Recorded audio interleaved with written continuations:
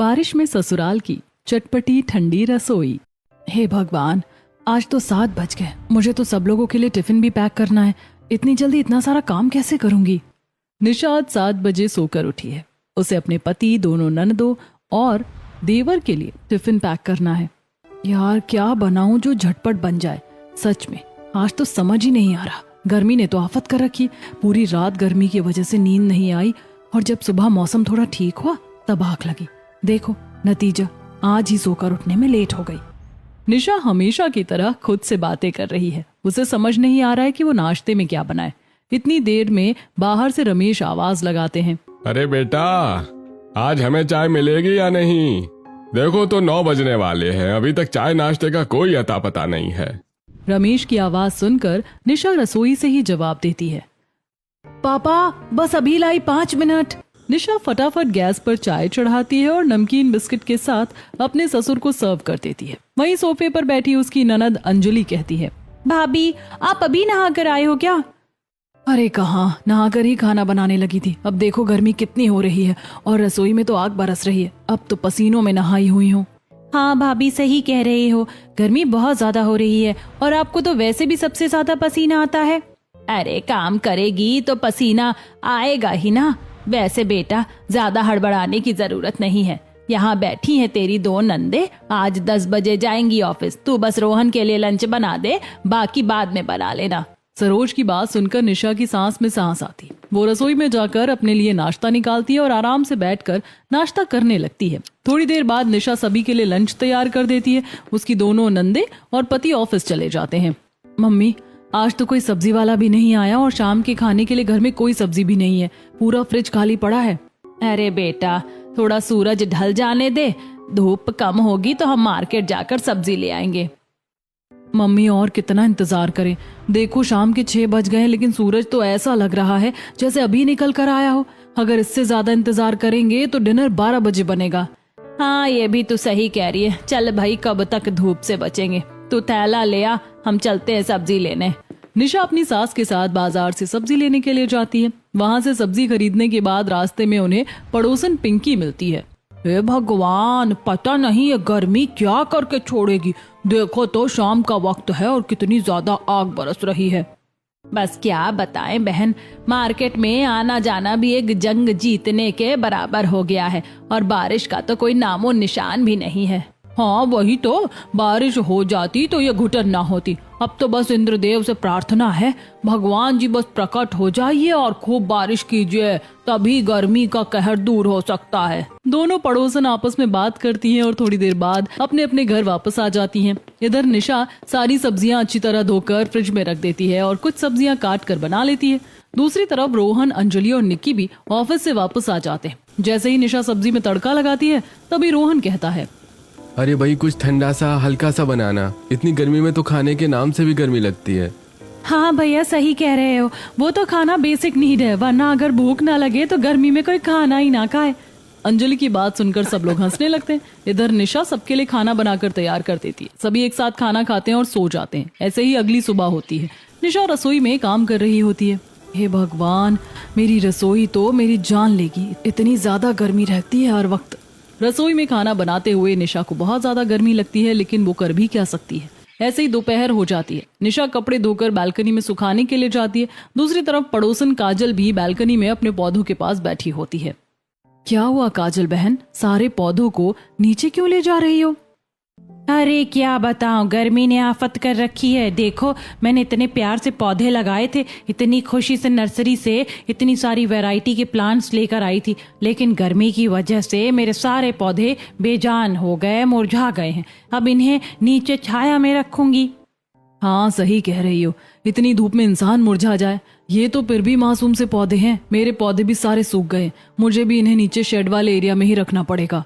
दोनों पड़ोसन आपस में बातें करती रहती हैं। इधर काजल अपनी बालकनी से सारे पौधे नीचे ले जाती है। दूसरी तरफ निशा पहले कपड़े सुखाती है और फिर बालकनी के सारे पौधे साफ करके एक एक नीचे ले आती है। वो कुछ पौधे सिटिंग एरिया में रख देती है तो कुछ मेन गेट के पास। हे भगवान, इतनी ज्यादा गर्मी है लेकिन घर के काम में कोई राहत नहीं है। दोपहर का 1 बज गया है और अब मुझे फुर्सत मिली है। निशा हॉल में बैठ जाती है और एलईडी पर एक मूवी चला देती है। जिसमें हीरो और हीरोइन बारिश में रोमांटिक डांस कर रहे होते हैं। उन्हें देखकर इस बार जब भी बारिश आएगी मैं भी अपने पति के साथ क्वालिटी टाइम स्पेंड करूंगी और इस तरह के मोमेंट्स क्रिएट करूंगी। निशा हमेशा खुद से ही बातें सोचती है और मन ही मन शर्मा जाती है। इधर थोड़ी देर बाद उसे ऐसा महसूस होता है कि आज हॉल में थोड़ी राहत है। बारिश भी नहीं हुई और धूप भी बराबर है, लेकिन फिर भी आज ठंडक सी महसूस हो रही है। आखिर किस वजह से? तभी निशा का ध्यान पास में रखे पौधों पर जाता है। गमलों में मिट्टी भरी हुई है और पानी की वजह से गीली मिट्टी से जब पंखे की हवा होकर निकलती है तो वो ठंडी लगती है। अच्छा, तो यहाँ ठंडक का ये राज है। इसका मतलब अगर मैं कुछ पौधे अपनी रसोई में रख दूं तो मेरी रसोई भी अपने आप ठंडी हो जाएगी। बस फिर क्या था, निशा बाकी बचे हुए पौधों को अच्छी तरह साफ करके रसोई में रख देती है। अब बनेगा मेरी ठंडी रसोई में चटपटा खाना। अगले दिन सुबह उठकर जब निशा रसोई में खाना बना रही होती है तब उसे थोड़ी सी ठंडक महसूस होती है, लेकिन रसोई की खिड़की से लू आ रही होती है जिसकी वजह से वो फिर से गर्मी महसूस करने लगती है। हे भगवान, इस खिड़की का भी कुछ जुगाड़ करना पड़ेगा। तभी निशा मन में सोचती है, क्यों ना मैं इस खिड़की के बाहर कुछ सब्जियों की बेल लगा दूं, जिससे अंदर लू भी नहीं आएगी और हवा भी ठंडी लगेगी। निशा मन में ये फैसला लेती है। इधर जैसे ही शाम होती है रोहन घर आता है। अंजलि और निक्की भी घर आ जाती हैं। हे भगवान, बाहर इतनी ज्यादा गर्मी है। मम्मी, मैं नहीं जाऊंगा कॉलेज। गर्मी ने तो आफत कर रखी है। कॉलेज वालों को भी सारे काम गर्मी के समय ही याद आते हैं। छोटे बच्चों की तो गर्मियों की छुट्टियां पड़ी हुई हैं और हमारी कोई छुट्टी भी नहीं पड़ती। शिवम की बात सुनकर सब लोग हंसने लगते हैं। तभी रमेश कहता है, हाँ तो भाई तू अब छोटा बच्चा नहीं है ना जो तेरी छुट्टियां पड़ेंगी। अरे भाई, मुझे नहीं पता, इतनी गर्मी में मुझसे नहीं जाया जाता।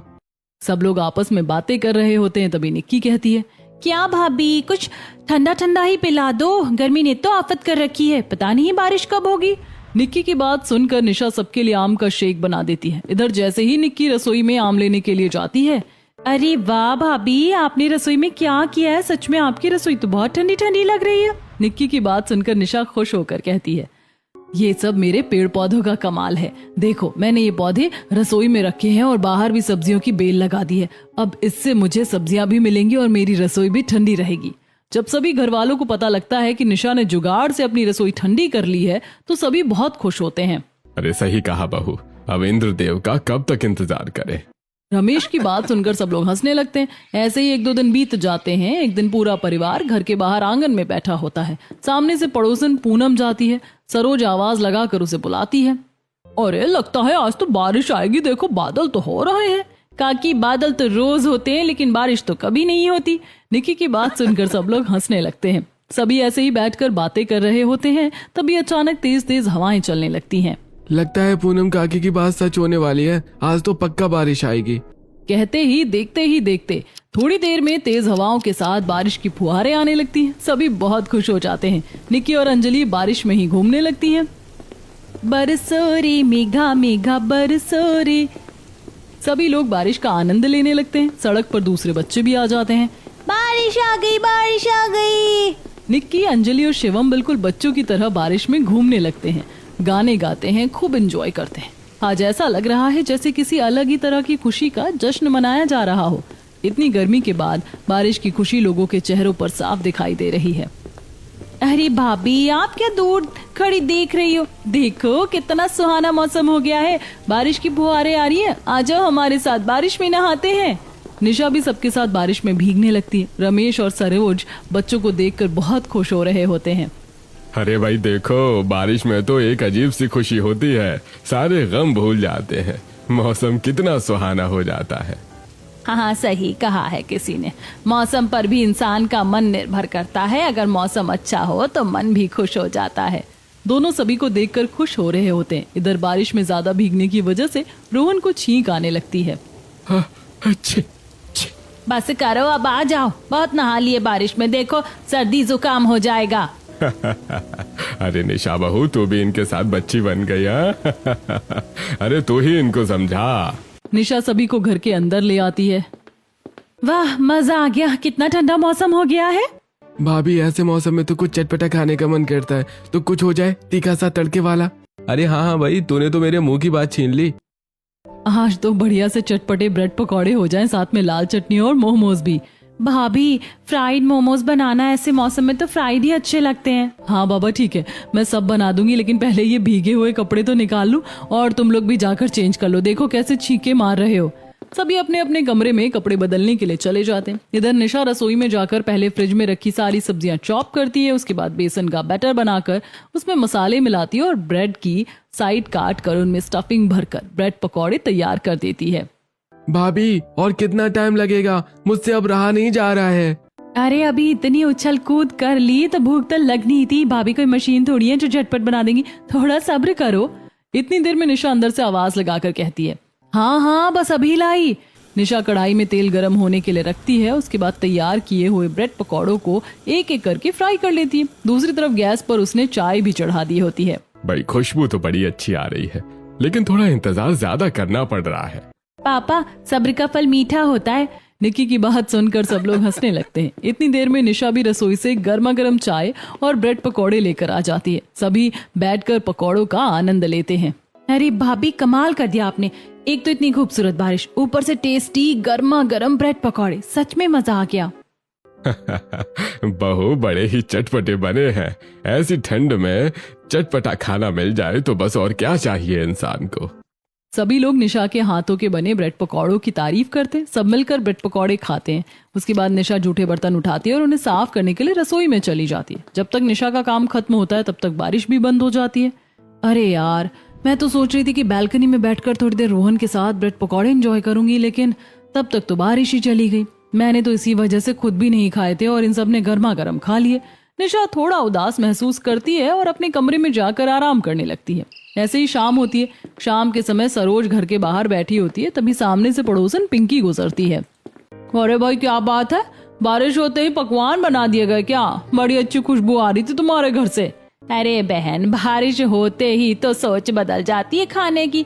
गर्मी में तो कुछ भी खाने का मन नहीं करता, लेकिन बारिश होते ही सब लोग चटपटा खाने की फरमाइश करने लगते हैं। बस इसीलिए निशा ने ब्रेड पकौड़े बनाए थे। हाँ ये तो तुम सही कह रही हो, बारिश के मौसम में तो कुछ भी बना लो वही टेस्टी लगता है, गर्मी में तो खाना भी अजीब लगता है। पिंकी थोड़ी देर सरोज के पास बैठती है, उसके बाद वहां से चली जाती है। ऐसे ही 1-2 दिन बीत जाते हैं। एक दिन सभी लोग सिटिंग एरिया में बैठे होते हैं, तभी शिवम कहता है, अंजलि दीदी आज आपकी सैलरी आई है ना, तो क्यों ना आज शॉपिंग और पार्टी हो जाए।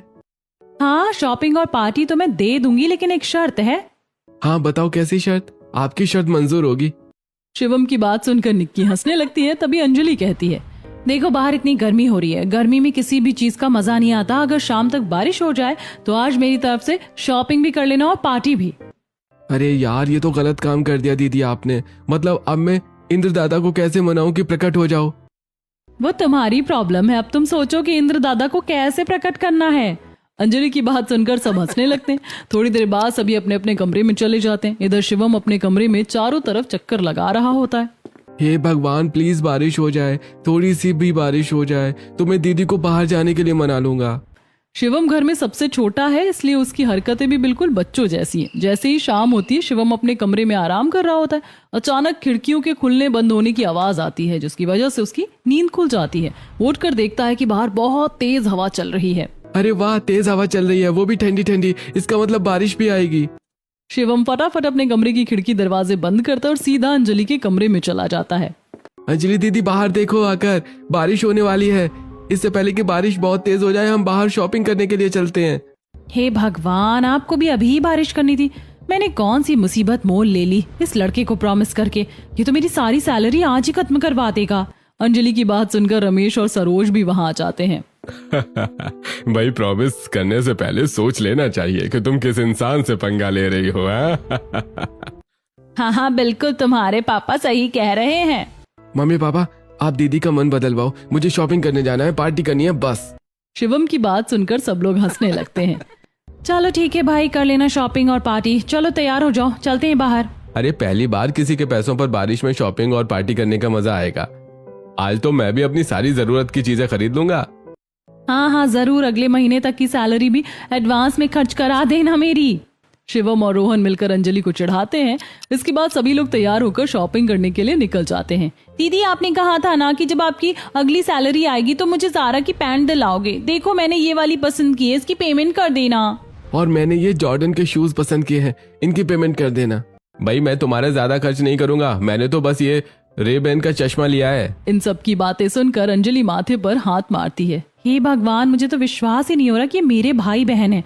इन्हें इतने महंगे महंगे ब्रांड के नाम भी पता है और उन्हीं की चीजें खरीद रहे हैं। अंजलि की बात सुनकर सब लोग हंसने लगते हैं। तभी निशा कहती है, अभी भी कोई बात नहीं, मैंने तो कुछ नहीं लिया तो हिसाब बराबर हो जाएगा। नहीं भाभी, आप भी लो, चलो मैं आपके लिए साड़ी पसंद करती हूँ। अंजलि अपनी भाभी को भी शॉपिंग करवाती है। शॉपिंग खत्म होने के बाद भाई अब ओपन रूफ कैफे में चले, जहाँ बारिश के मौसम का मजा भी आए। हाँ बिल्कुल, यही पास में है, वहीं चलते हैं। सभी एक कैफे में जाकर बैठ जाते हैं। खुले आसमान के नीचे चारों तरफ काले काले बादल छाए हुए हैं। अचानक हल्की हल्की बारिश शुरू हो जाती है और सभी लोग पास में बज रहे म्यूजिक पर थिरकने लगते हैं। लंदन ठुमकदा, सभी लोग गाने पर झूमने लगते हैं। शिवम कभी छाता लेकर नाचता है तो कभी बिना छाते के।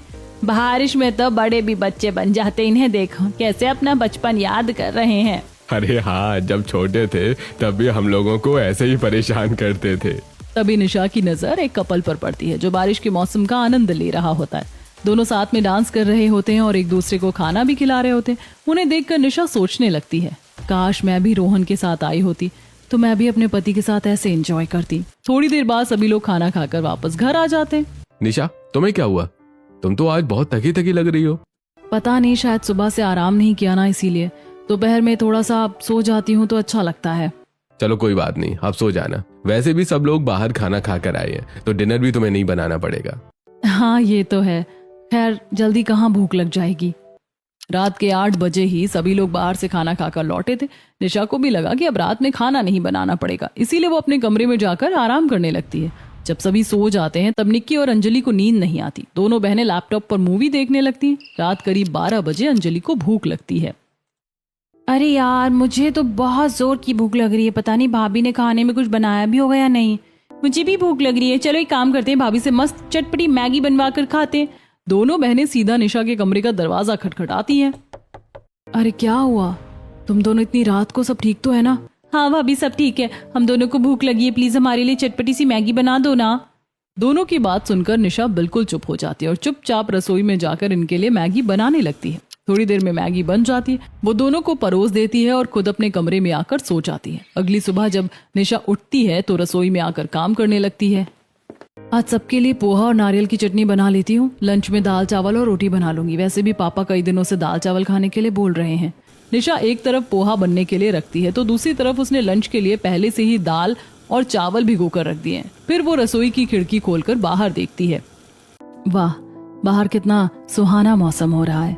पता नहीं रोहन को आज ऑफिस से छुट्टी मिल सकती है क्या, वरना आज तो सच में बाहर जाने में बहुत मजा आएगा। निशा हर बार अपने और रोहन के साथ बाहर जाने का सोचती है, लेकिन घर वालों के एंजॉय करने के चक्कर में वो किसी से कुछ कह ही नहीं पाती। वो चुपचाप खाना बनाने लगती है। इधर सभी लोग सिटिंग एरिया में बैठे होते हैं।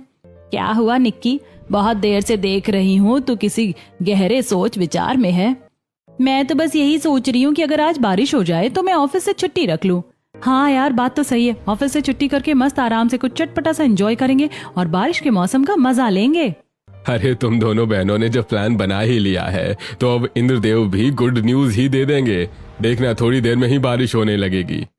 रमेश ये कही रहे होते हैं कि अचानक बाहर तेज बारिश शुरू हो जाती है। लो पापा, कितनी देर से बादल गरज रहे थे और आपके कहते ही बारिश शुरू हो गई। अब तो मस्त माहौल बनेगा। ऑफिस जाना कैंसिल और आज घर पर बनेगी चटपटी चीजें। सभी लोग बैठकर आपस में बातें कर रहे होते हैं। इतनी देर में निशा सबके लिए चाय और नाश्ता लेकर आ जाती है। अरे बहू, तुमने तो नाश्ता बना भी दिया। ये लोग तो कुछ और ही प्लान कर रहे थे। ये क्या भाभी, बाहर इतनी अच्छी बारिश हो रही है और इस मौसम में भी आप हमें ये पोहा और नारियल की चटनी खिला रही हो। भाभी, आपने ये क्यों बनाया? आज तो मेरा पालक के पकौड़े, चिली पोटैटो और पनीर टिक्का खाने का मन कर रहा था। कोई बात नहीं निक्की, मैं वो भी बना दूंगी, लेकिन पहले आप लोग ये नाश्ता तो कर लो। फिर क्या फायदा भाभी, आज हमने बारिश की वजह से ऑफिस से छुट्टी रखी है। बारिश तो हमारा इंतजार थोड़ी करेगी। अरे जब इन दोनों का इतना मन कर रहा है तो निशा तुम बना दो ना। सभी लोगों के कहने पर भला निशा किसे मना कर सकती थी। वो बेचारी रसोई में जाती है और सबके लिए पालक के पकौड़े, चिली पोटैटो और पनीर टिक्का बनाकर ले आती है। पता नहीं क्या हो गया इन लोगों को। इतना सारा पोहा और नारियल की चटनी मैंने बनाई थी, अब ये सब व्यर्थ जाएगा। निशा ने पहले से ही इतना समय लगाकर नाश्ता बनाया था और फिर दोबारा सब बनाने में उसे 12 बज जाते हैं। सभी लोग बैठकर खाना खाते हैं, लेकिन उसे अब लंच की भी चिंता होने लगती है क्योंकि थोड़ी देर में इन्हें फिर भूख लग जाएगी। निशा तुम क्यों खड़ी हो? तुम भी हमारे साथ पकौड़े का आनंद लो। भाभी बाहर इतना अच्छा मौसम ठंडा ठंडा हो रहा है, लेकिन आपको तो अभी भी पसीने आ रहे हैं, जबकि आपकी रसोई तो ठंडी है। ठंडी सही, लेकिन कब तक साथ देगी? जब इतनी देर तक गैस के सामने खड़ी रहूंगी तो पसीने तो आएंगे ही। आज निशा के चेहरे पर परेशानी और गुस्सा साफ दिखाई दे रहा है, लेकिन घर वाले उस पर ध्यान देने के बजाय पकौड़ों का आनंद लेने में लगे रहते हैं। ऐसे ही 1-2 दिन बीत जाते हैं। एक दिन निशा छत पर कपड़े सुखा रही होती है और आज बहुत अच्छा मौसम होता है। बरसात के दिन आए, मुलाकात के दिन आए। निशा गाना गाते हुए कपड़े सुखा रही होती है, तभी ऑफिस से आता हुआ रोहन दिखाई देता है। अरे वाह, आज तो ये इतनी जल्दी आ गए। मैं तो इन्हीं को याद कर रही थी। आज तो मतलब हम दोनों मस्त बाहर जाकर एंजॉय करेंगे। निशा फटाफट नीचे उतर कर आती है। आपको पता है, इस बारिश के मौसम में मैं आपको सबसे ज्यादा याद करती हूँ, लेकिन जब आप ऑफिस के काम में बिजी होते हो तो मैं कुछ कह नहीं पाती। देखो, आज तो भगवान भी चाहते कि हम दोनों साथ में रहें। यार, मेरा कहीं जाने का मन नहीं है। लेकिन मुझे आपके साथ एंजॉय करना है। बाहर जाकर कुछ चटपटा सा खाना है। तुम घर पर ही कुछ अच्छा सा बना लो ना, सब लोग साथ में खा लेंगे। रोहन और निशा बात ही कर रहे होते हैं कि तभी सरोज आवाज लगाती है। अरे बहू देख, बाहर बारिश आ रही है। पता नहीं पड़ोसियों के घर से इतनी अच्छी खाने की खुशबू आ रही है कि मुझे भी भूख लग गई। चल, फ्रिज में पनीर रखा है, सबके लिए पनीर के पराठे और चाय बना दे। निशा अपनी सास की बात को अनसुना कर देती है। तभी सरोज कमरे में आती है। अरे बहू, कब से आवाज लगा रही हूँ, तुझे सुनाई नहीं दे रहा क्या? आज डिनर में कुछ नहीं बनाना क्या? सब लोग पनीर के पराठों की फरमाइश कर रहे हैं। मम्मी, सुबह से मेरे सिर में बहुत दर्द है। मुझसे तो रसोई में खड़ा भी नहीं हुआ जा रहा। बहुत कमजोरी सी महसूस हो रही है। आप प्लीज दीदी को बोल दो ना, मैं आज खाना नहीं बना पाऊंगी। कोई बात नहीं बेटा, तू आराम कर। मैं रोहन को बोलकर तेरे लिए दवाई मंगवा देती हूँ। ये कहकर सरोज वहां से चली जाती है। ये बस अपनी फरमाइशें करते रहते हैं और निशा के मन की बात पूछना ही भूल जाते हैं। इसी वजह से आज निशा को बीमारी का झूठा बहाना लेना पड़ा। इधर सरोज खुद रसोई में चली जाती है। निक्की और अंजलि तो अभी ऑफिस से आएंगी। अगर उनके भरोसे बैठूंगी कि वो डिनर बनाएंगी तो हम लोगों को भूखा ही रहना पड़ेगा। एक काम करती हूँ, पनीर के पराठे, मिक्स वेज और मलाई चाप बना लेती हूँ। बारिश के मौसम में बहुत टेस्टी लगेंगे। ये सोचकर सरोज फिर से सारी सब्जियां निकालती है और उन्हें अच्छी तरह चॉप करती है। उसके बाद पनीर को हाथों से मैश करके उसमें नमक, मिर्च और मसाले मिलाती है। फिर आटे को डो लगाकर एक एक लोई तोड़ती है। उसमें पनीर की स्टफिंग भरकर पराठे बनाने लगती है। जैसे ही पराठों की खुशबू शिवम के कमरे तक पहुंचती है, वो तुरंत उठकर रसोई में आ जाता है। अरे मम्मी, आज आप रसोई में क्या कर रही हो? भाभी कहाँ है? बेटा, उसकी तबीयत ठीक नहीं है तो मैंने सोचा मैं ही तुम सबकी फरमाइश पूरी कर देती हूँ। मम्मी, खुशबू तो बहुत अच्छी आ रही है, मुझसे तो अब रहा नहीं जा रहा है। फटाफट पराठे लेकर आ जाओ। सरोज पहले पराठे, सब्जी और मलाई चाप बनाती है। उसके बाद सभी को परोस देती है। तब तक निक्की और अंजलि भी ऑफिस से आ जाती हैं। वाह मम्मी, आपने तो कमाल कर दिया। सच में खाकर मजा आ गया।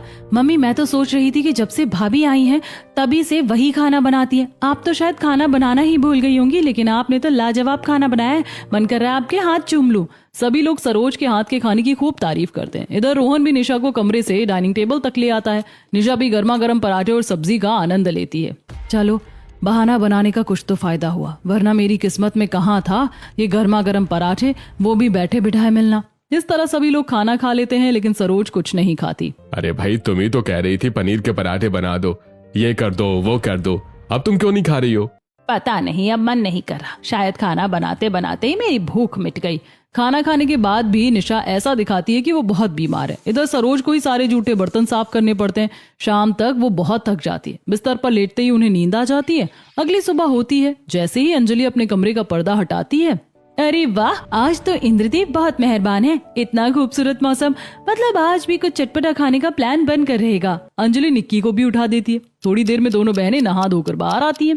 भाभी, आज खाने में क्या है? मैं तो कहती हूँ आज आपके हाथ के स्पेशल दम आलू और लच्छा पराठा हो जाए। निक्की निशा को आवाज लगाते हुए उसके कमरे तक आती है, लेकिन उसे निशा की तरफ से कोई जवाब नहीं मिलता। अरे भाभी कहाँ है? 9 बज रहे हैं, अभी तक सो रही हैं क्या? अरे नहीं बेटा, सो नहीं रही, उसकी तबीयत ठीक नहीं है। अंजलि तुरंत पूछती है, क्या हुआ भाभी को? रात उन्हें सिर दर्द था क्या? अभी तक ठीक नहीं हुआ?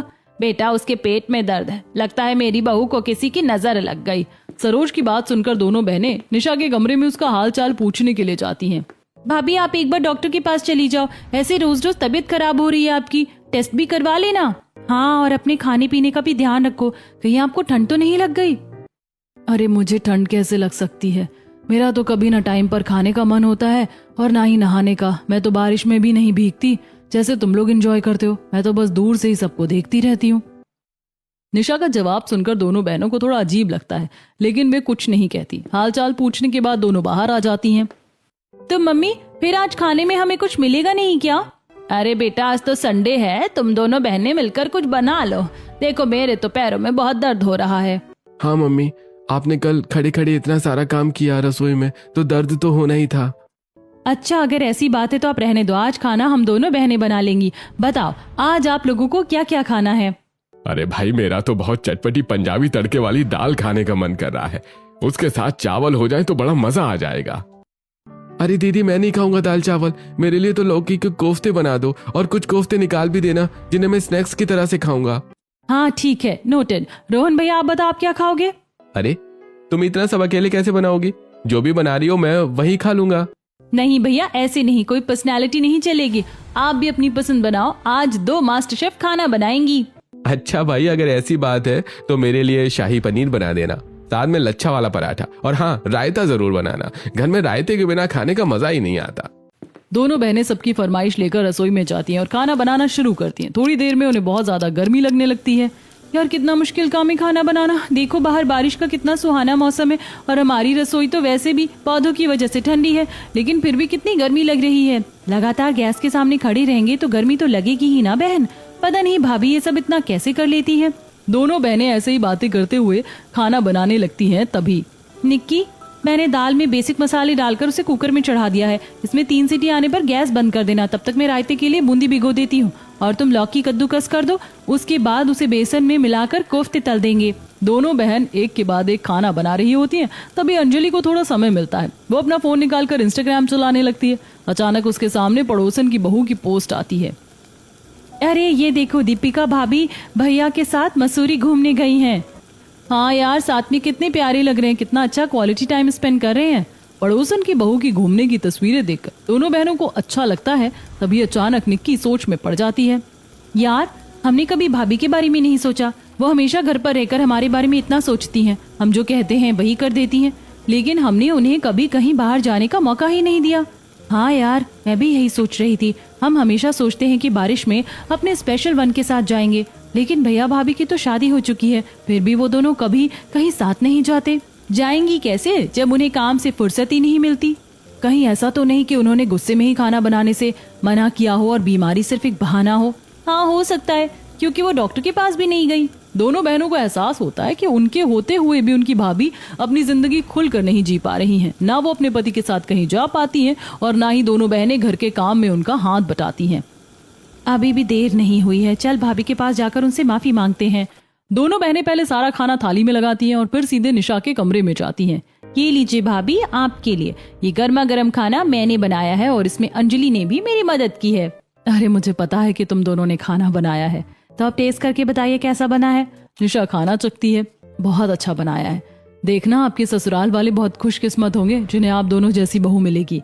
निशा की बात सुनकर दोनों बहनों की आंखें भर आती हैं। भाभी हमें माफ कर दो, हमने कभी आपके बारे में नहीं सोचा। हाँ भाभी खुशकिस्मत तो हम हैं जिन्हें आपकी जैसी भाभी मिली, जो हमारे कहने पर रात को भी उठकर हमारे लिए खाना बनाती है। लेकिन हम पता नहीं कब इतने स्वार्थी हो गए कि ये भूल गए कि आपका भी मन करता होगा बाहर जाने का, बारिश में एंजॉय करने का, मगर आप तो इस घर के कामों में ही उलझ कर रह जाती हैं।